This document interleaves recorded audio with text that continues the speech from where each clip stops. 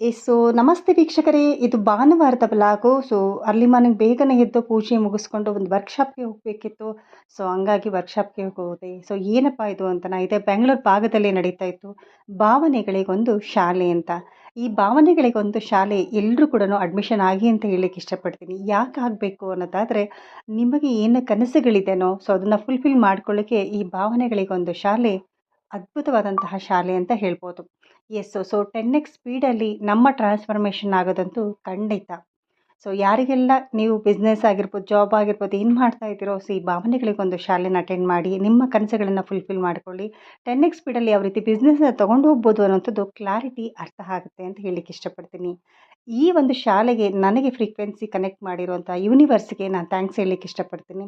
Thank you so much universe and entire ಟೀಮ್‌ಗೆ ನಾನು thanks ಹೇಳಲಿಕ್ಕೆ ಇಷ್ಟಪಡ್ತೀನಿ. Thank you so much. ಇವತ್ತಿನ ದಿನ ತುಂಬ ಸ್ಪೆಷಲ್ ಆಗಿತ್ತು. Thank you.